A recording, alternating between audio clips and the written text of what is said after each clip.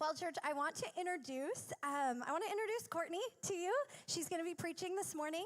She is here with Foster the City, which is a partnership that we have. They are an organization that helps support kids in foster care, and they partner with local churches in order to make that happen. And you're going to hear all about that and what that looks like. Courtney she's the director of advocates of the East Bay. So they kind of split up by region, and she leads all the churches in all the church partnerships in the East Bay here. She's also a foster mom currently and an adoptive mom. So she has all the angles of this topic, and I'm so thrilled for you to hear what she has to say. Can we welcome her? Thanks so much, Courtney. Thank you. All right. Well, good morning, Awakening Church. It's truly, honestly, such a privilege to be here with you guys this morning. I've loved this Live Local series. I've been following it online, and I've just been so compelled by the messages that have been preached previously. And I'm excited to talk with you more about the unhoused and the hungry and youth experiencing foster care. Because even though you've already heard about the unhoused and the hungry, what I have to bring for you today is interconnected with that. Now, youth experiencing foster care, when they age out of the system, they're basically sent on this pathway, honestly, to becoming unhoused or hungry. And I want to share some of those statistics with you this morning. Youth experiencing foster care are twice as likely to develop PTSD than veterans who've experienced active combat.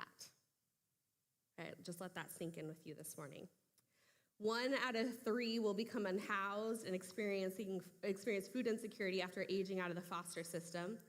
50% will develop a substance abuse addiction. 1 out of 2 will experience unemployment by their mid-20s.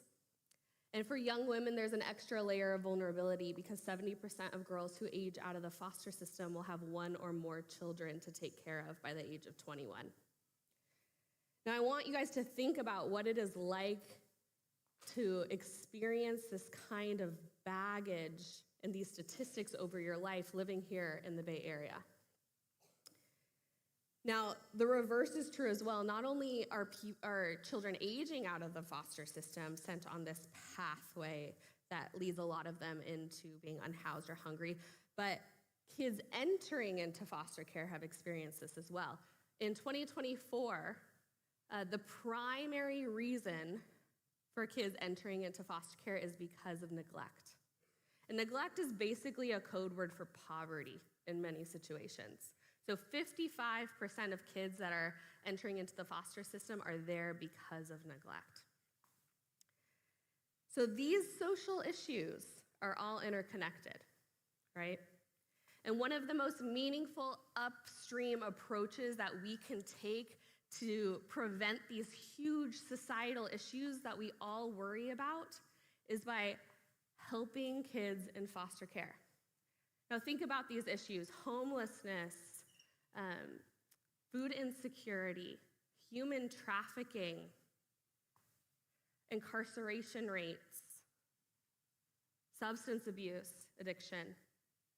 All of these issues can be prevented in the lives of foster youth by you and I entering in. Now, there might be some of you this morning that are thinking, how have I never heard this before? How have I not heard that all of these societal issues are so interconnected? Well, as somebody that's in the foster care space, as a foster parent and an advocate, I can tell you that foster care is what I like to call a quiet crisis. Because kids in foster care demand confidentiality and privacy. Think about what their stories hold, right? Abuse, neglect, trauma, court cases, biological family complexities, right? We don't hear these stories because the silence in some ways protects their confidentiality. Now, what it doesn't protect is because we don't hear these stories and we don't see them, the need goes unmet. And the church sometimes is slow to respond. But I promise you guys that there are kids that go to this school that are in foster care. I promise you that in your children's ministry, there are previous, current, and future foster kids. So this need is real and it's tangible. And that's why I'm here with you today, because I can come and speak to you, right? I'm here to speak on behalf of the kids who cannot speak for themselves. And I'm here to share what I've seen and share how you guys can make a difference in the lives of foster youth. So I'd like to invite you to turn with me to our anchor passage today, which is James 1:27. Now, for a bit of context, the overarching theme in the book of James is this idea of faith and works. And James says some bold things. He says that faith without works is dead, right? And he asserts that genuine faith is demonstrated by action, not by what you believe or by what you say. And he has some bold things to say here in this chapter. I wish we could go over all of it, but we're going to jump to verse 27. It says, pure and genuine religion in the sight of God the Father means caring for orphans and widows in their distress and refusing to let the world corrupt you. Now, in the original language, this phrase, caring for, it means drawing near, pursuing, risking serious personal involvement. And do you know that's exactly what the early church was known for? They were known for responding to the needs of the vulnerable and living counterculturally. Now, they did this imperfectly, of course. If you read the New Testament, they really make some mistakes along the way. But I want to point you to Acts 4:32 through 35. And let's hear how the author describes the early church. All the believers were one in heart and mind. No one claimed that any of their possessions was their own, but they shared everything they had. With great power, the apostles continued to testify to the resurrection of the Lord Jesus, and God's grace was so powerfully at work in all of them that there were no needy persons among them. For from time to time, those who owned land or houses sold them, brought the money from the sales, and put it at the apostles' feet, and it was distributed to anyone who had need. Now, can you guys imagine being part of that kind of community? One that is so centrally focused on the mission of Jesus that they're willing to give up their home and their property and their comfort for the sake of other people in their community. I mean, honestly, I struggle to see how this kind of life looks in 2025. And maybe you're like me and you look at this passage and you're inspired by it, but you're kind of paralyzed in a way because you don't know how to move towards that kind of radically generous, embodied compassion. Like, how do we live this out in 2025? What I don't want to happen this morning is that you're so paralyzed by this kind of generosity that you take no steps. That we leave this room no different than the way we came in. But what I want this morning, I'm praying, is that God would baptize our imagination. That he would allow us to just imagine what it would look like if all of our priorities and all of our values were aligned with his, and we leave this room and we actually look like this. Let's just imagine together. And I know that's not easy. I know it's easy to say, but it's hard to live out. And right, that's what James is even talking about in this chapter. This is easy stuff to say. This is hard to live out in action. But I know it is possible because we saw the early church, real people, wrestle through this kind of radically remarkable generosity. And what I love about the early church is even in the New Testament, as you see them stumble, you see them double down. They're doubling down on centering their lives on Christ-centered service. They make a mistake, they respond. They're confronted, they change, right? And so this morning, that's what I want for us to consider. Is there something in our thinking that needs to change so we can align more wholly with Christ? That's what I invite you into this morning on the behalf of vulnerable children, because I crave this kind of faith in the foster care space. I crave that we would be so compelled by the radical, reckless love of Jesus that we wouldn't be able to tolerate the fact that there are children in our community, children that go to this school, children in your neighborhoods that don't have a safe and loving home. Let's not walk away from today disassociating with that reality. Let's let it soak in. Would we be bold enough in the context of community here to really address this? Now, James 1:27 isn't just a command. It's a description of a way that the early church was already living out this kind of radical generosity, this embodied compassion.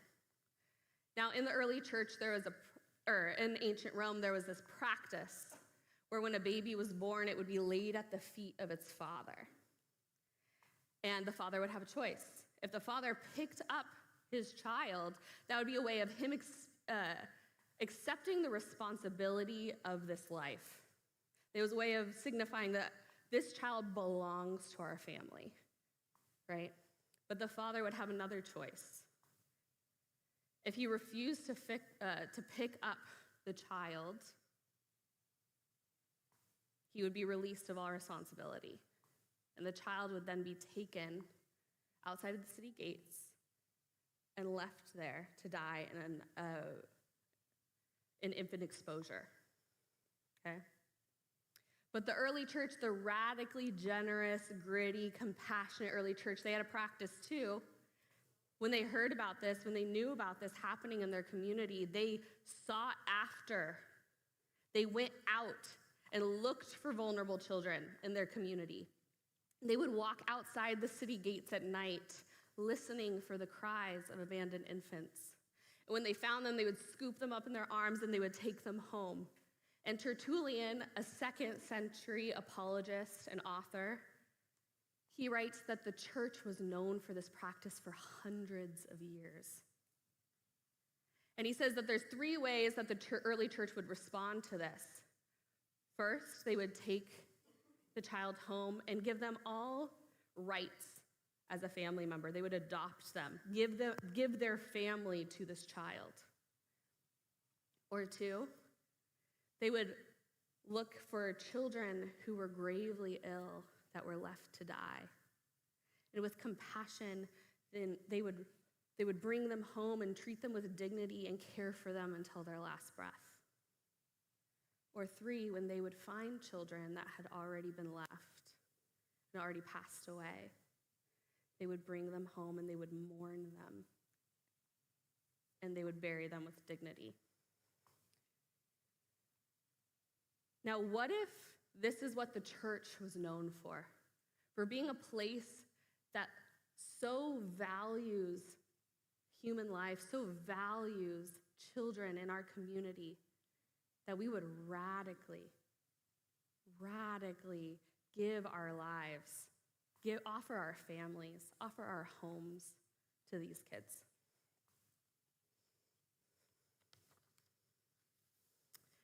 These early Christians stepped into situations marked by illness, disability, poverty, social stigma, and they weren't choosing children who were going to make their lives better or easier. They chose children who needed love the most. This isn't simply just a picture of a family growing. This is a picture of incredible risk. We see through all Scripture, the Old and New Testament, that one of the purest expressions of a relationship with Jesus is how we treat the vulnerable, the marginalized, the outsider, the foreigner, the fatherless, the voiceless, the powerless. Pure and genuine religion in the sight of God the Father means caring for orphans and widows in their distress and refusing to let the world corrupt you. Now, there's a second half to this verse, right? And for years, I used to kind of wonder, what's the connection here? Seems kind of disconnected. But as I spent time really wrestling with this, I realized, what is the world corrupting us with? The older I get, the less I think that this is about the things I was taught as a kid, like watching rated R movies or like listening to the wrong music or.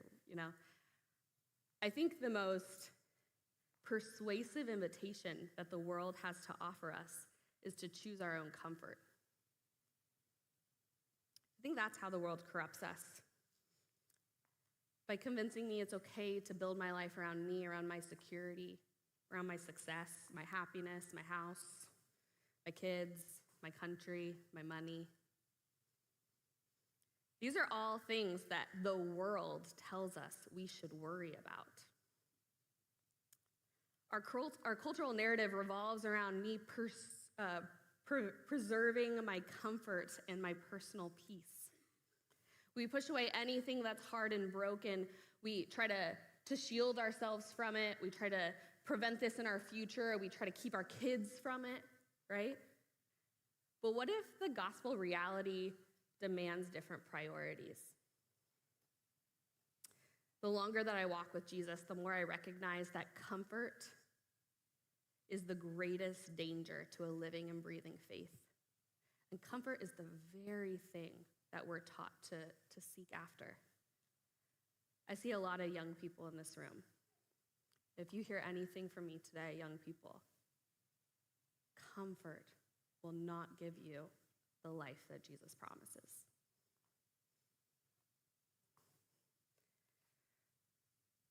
As Jason Johnson, a pastor and a foster dad, writes, he says, "We cannot rightly lift our hands in worship of a God that steps towards us in our hard and broken, and then use those same hands to push the hard and broken of others away." When comfort and security becomes our highest priority, we instinctively start building this case for why we shouldn't move towards the vulnerable. And in protecting ourselves, we actually build a shield between us and the people that God has actually called us to care for. From a young age, I knew that God was calling me to be a foster parent. When I was in college, I knew. When I was in high school, I knew. It's a pretty cool story of how God showed that to me, but that's for a different sermon, or you can ask me outside after service. But I knew that this is something I was called to. And I was committed to this elusive someday. Someday I'll do that. Someday. But I had a lot of excuses why someday wasn't today. Let me share some of them with you. Before I started fostering, my biggest reasons for not pursuing it was I was single, I lived off one income, I lived in the Bay Area, and I was living off of a church income. I was a kids pastor at the time. Try to imagine that working, right? I had a studio apartment. I didn't even have a room for a child. I needed to work full time. How was I going to have childcare? I didn't know anyone else that was fostering. I had never been a parent before. Would I even be good at this? How would my extended family view this? Was the timing right? I had so many reasons to not do this. And I didn't wake up one day and all those reasons were suddenly fixed, right? I didn't wake up one day suddenly brave or ready. I just became unwilling to let my comfort dictate my obedience.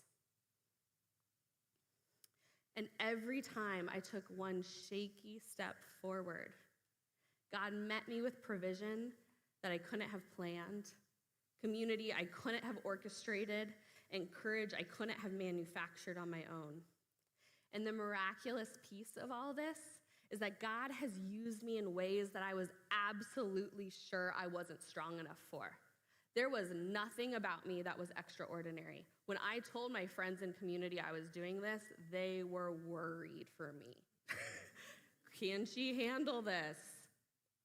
This is a lot. Does she understand what she's doing? I was positive I didn't have the emotional capacity to hold the stories that I've needed to hold. But you know what? God has shaped me through it. God has formed me. He has pulled and stretched and humbled me through this process. But more than anything, I've been carried. Because I can tell you without hesitation that when you follow Jesus into the mess, he carries you through it. Here are some pictures of some of the kids that I've had the privilege of caring for. You can loop through them. Each one of these kids were removed from their homes due to allegations of abuse and neglect. And then a social worker was tasked to place calls to find a stranger to take them in. And here's the thing. Honestly, I have absolutely zero doubt in my mind that if one of these children were with me today, and I said, Awakening Church, here's a vulnerable child, this child needs a temporary family. Can someone step up? I'm positive that we would have a waiting list of families from this church ready to take this child in, but that's not how it works. We actually have a waiting list of children in Santa Clara County waiting for a home. Now, a few years ago, I got a call about a 7-year-old girl who had been waiting for a home, and I said yes to her, and she moved in. She'd never been to church before, and so on our first Sunday after church, I asked her, hey, did you like church? What did you like about it? And I was sure it would be like the donuts or like the kids ministry games, but her response stopped me in my tracks. The Jesus stories. She'd never heard them before. Here in her most vulnerable, defeated, scared time in her life, when she's been sent to live with strangers, she hears the stories of Jesus, and she is inspired by them, right? Now, she continued to live in our home, and throughout the months, she became more curious about Jesus, and one night I walked into her room, and she was being a little too quiet, so I had to go check on her, and she had been writing in a journal. I have a picture here for you.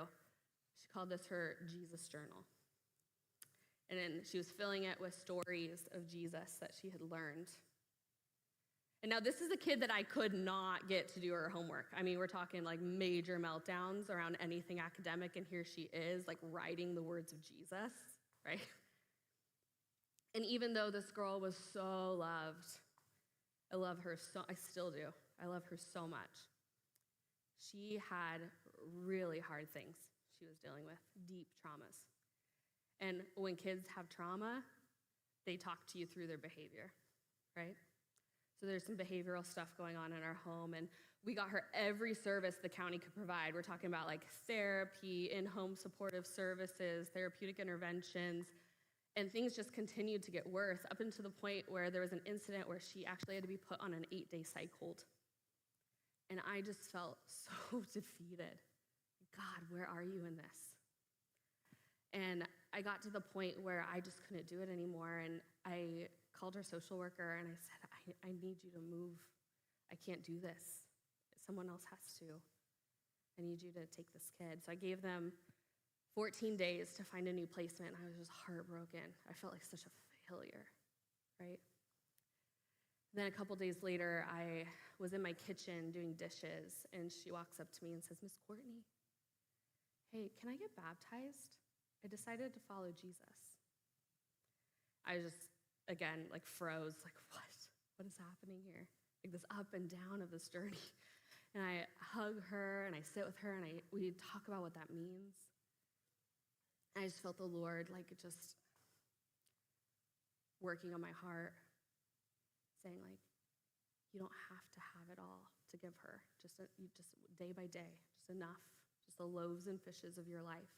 I will do something in it. Just be faithful. So I removed my notice, and she stayed with me, and slowly and surely peace started entering back into our home, and behaviors decreased, and smiles started coming back on both of our faces, and within 3 months, she was able to reunify with her mom, which was always the goal, but it felt impossible at the time.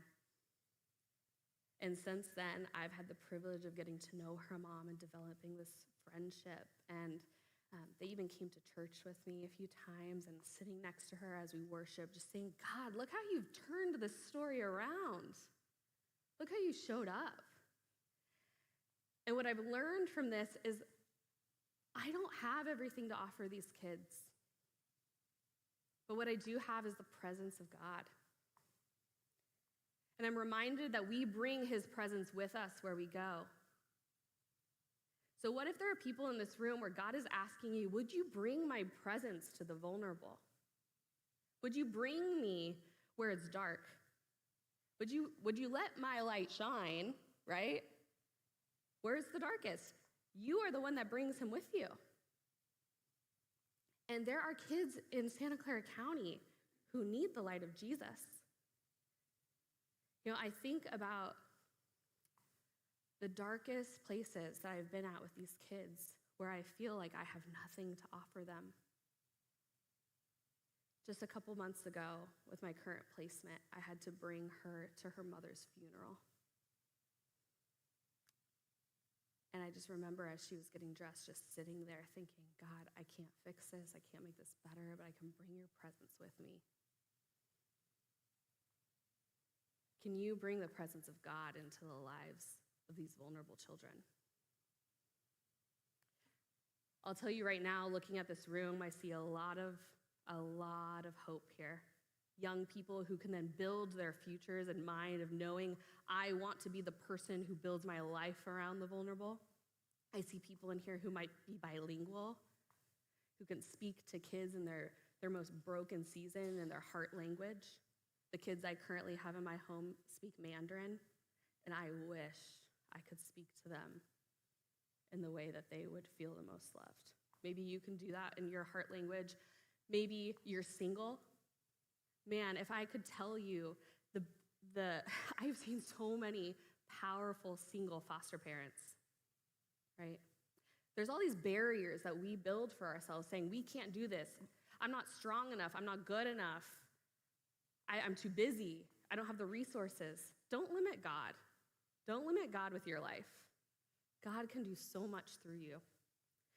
I wish I had so much more time to tell you all the ways that I've seen this in the lives of my foster kids and my friends' foster kids, but I have a story here that I want to share with you. It's in a video we're going to play in a moment of a church not too far from here who's been able to live this out in action.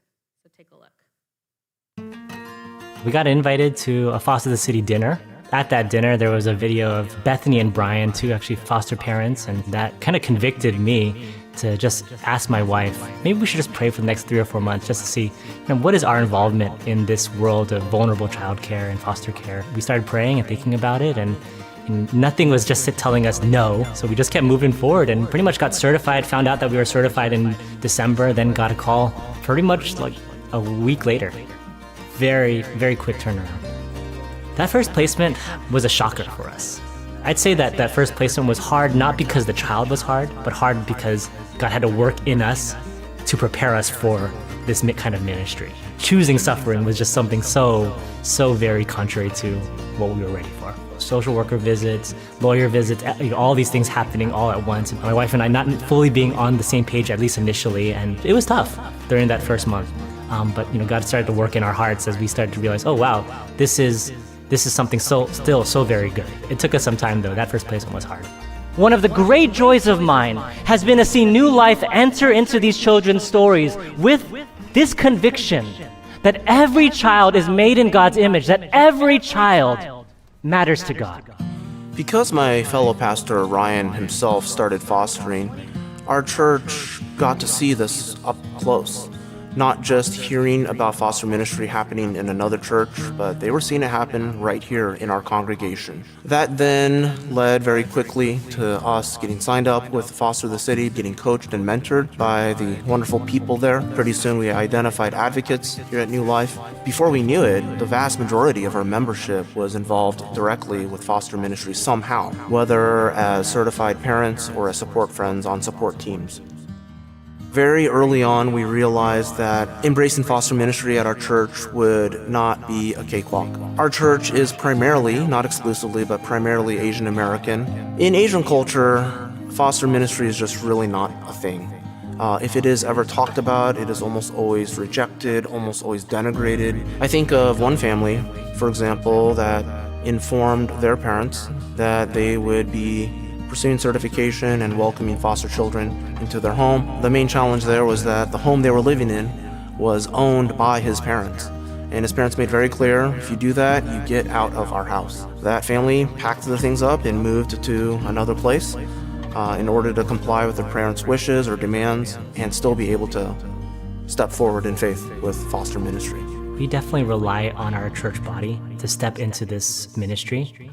I remember when we were going to take in our teenager for the first time, share it with the leadership team, be praying for us, we're considering this. And Amos sends me a message and says, Ryan and Chen, thank you for serving in this way. New life stands with you. That was so memorable to me and so impactful to me that my lead pastor would say that to me. So it really is a church family collectively doing this. We've always seen it not as like, this is Ryan and Chen's ministry. This is New Life's ministry. And I'd say that's what I have felt throughout these years, is to see that, hey, every single one of our church members that are involved in foster care, they see this as their own ministry, and they want to care for these children. We don't view New Life Community Church, our church, as a particularly special church in the sense that we are particularly well-resourced compared to other churches, or that we are a big church. We are not a large church. If we have been able to do this by God's grace, certainly God's grace can equip other churches to do it as well. I have no doubt that any church that knows Christ, that has His Word in their midst, can do this. The way that it grows people, the way that it mobilizes a church to action, the way that it allows people to live out their Christianity in a very, very tangible way. What is a way that I can participate as a Christian that really actually does make a tremendous difference in this world? I would say that these are all blessings of foster ministry. I would encourage any and every church to make it a part of their church culture and their church DNA.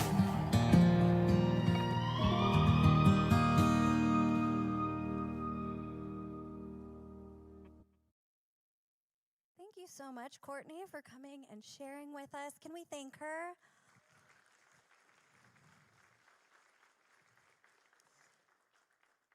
So how a partnership with Foster the City works is that the church invites people to become foster families.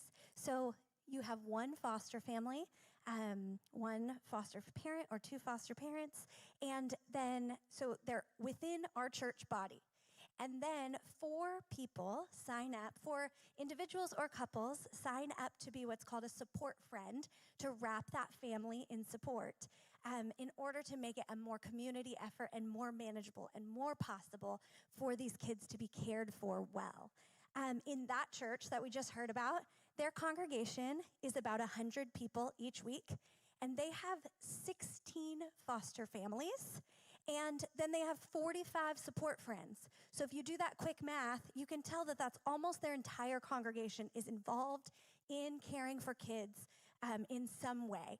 And so that is meant to inspire us. And Marta here, this is my friend Marta. Can we welcome her up here? Thank you.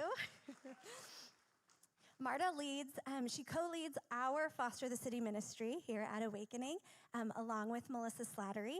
She also has been a foster parent and is an adoptive parent. And so she's here to share with us a little bit of her story and how you can get involved. So Marta, what inspired you to take that first step to be a part of foster care, of caring for vulnerable kids? And also what inspired you to lead this ministry here at Awakening? Okay, so the first part of the story is, it's one of those stories where God has kind of called me my entire life, and I keep ignoring it or saying not yet. Before my husband and I met, we both separately had people in our lives who were adopted from foster care, so when we did meet, we were kind of on the same page about it. But, of course,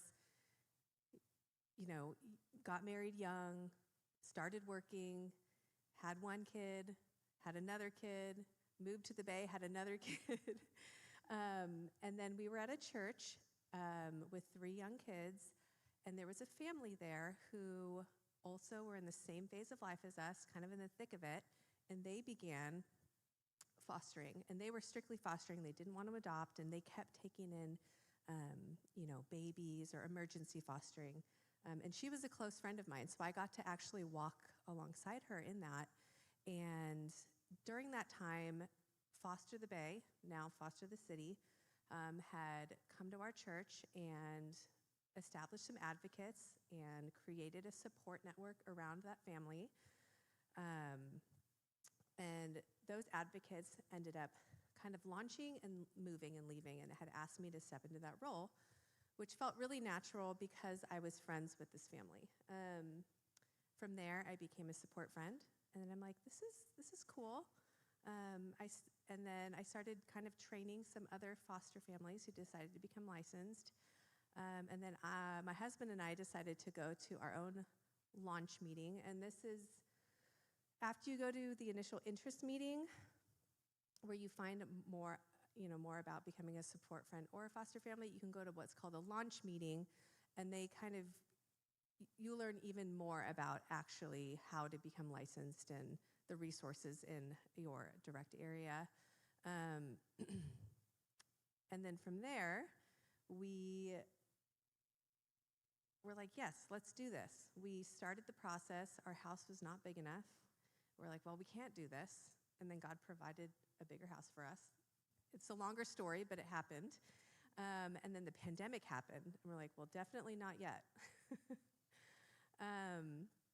During the pandemic, a family friend of a friend, had a family member that needed a foster family to take care of this baby. And they asked us, and we were like, well, okay, I guess this might be our sign we need to just forge forward, even though we're in the middle of the pandemic. We ended up connecting with an FFA, which is a foster family agency, a nonprofit that we licensed with. It made it really easy for us. That child did not end up coming to stay with us, but we did become a resource family, foster family through that. During the pandemic, I was working as a nurse in the hospital. My husband was working full-time from home.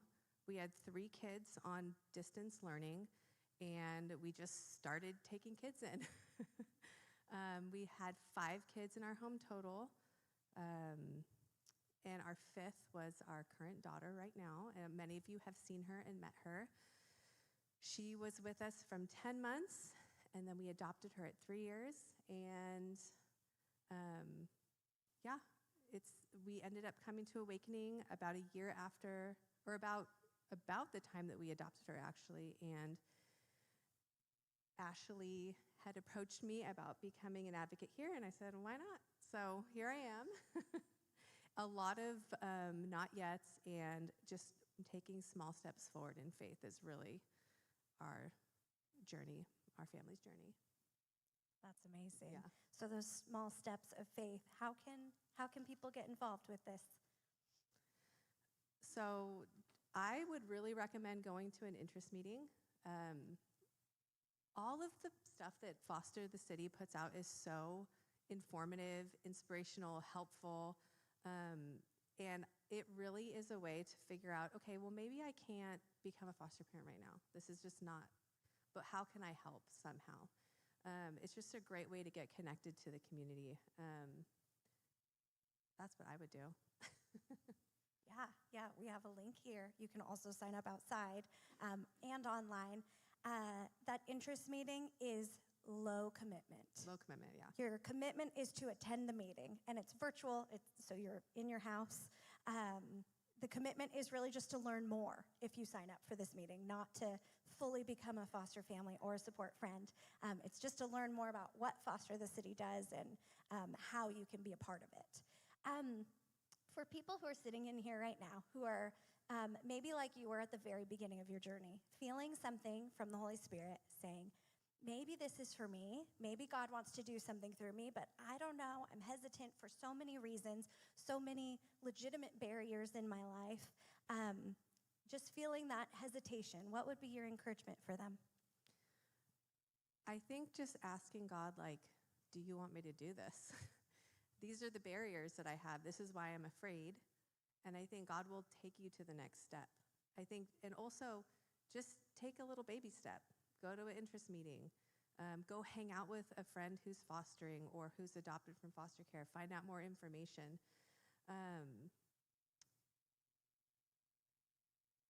I think that the idea of taking on a child or being involved in it is scary, and that's normal. It's scary to have your own kids. It's scary to get married. It's scary to have a baby, but you just do it because, I don't know, you feel called to, or you want to grow your family, or you want to serve the church, or God just meets you. And I like how Courtney talks about baptizing your imagination. I think that's a really great visual, because I think we can baptize our imagination in fear. You can imagine all of the things that would be hard or that would be scary. But what about imagining things that would be good? And like, for example, I have 3 of my own kids, and something people say to me all the time, well, isn't it hard on your kids? Isn't it like scary to bring another child into your home that isn't part of your family? And yeah, that's a valid concern. But I would say my kids have loved it. They've enjoyed it. They've grown in ways that I never thought they would. They are so good with her. It's been a joy, truly. It's been a joy. Yes, it's hard. Kids are hard. I'm not really like a kid person, you know? I mean, honestly, I have 4 of them. But, you know, God opened my heart to it, and it's grown me in ways that I never thought were possible, honestly. Yeah. Thank you so much, Marta. Can we thank her both for being up here this morning and sharing her story, and also for what you do here at Awakening? Thank you so much. I'm going to invite the worship team back out because we are going to close our service with worship.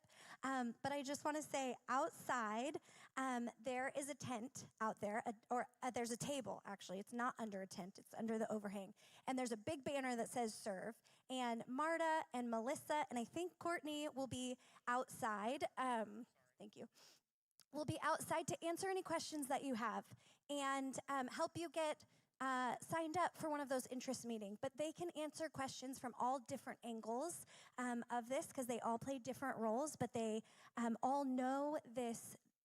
They all know foster care pretty intimately based on different experiences that they have. So if you have questions, even some of the personal things, the personal barriers that you sense, they would be the people to ask, and they will be outside right after service so that you can ask them questions and take a next step in order to serve the vulnerable kids in our community. Well, church, we are going to worship. We're going to end by worshiping God. So would you stand with us? And we are going to sing and glorify God with our lips and with our hearts and with our minds. So would you worship with us?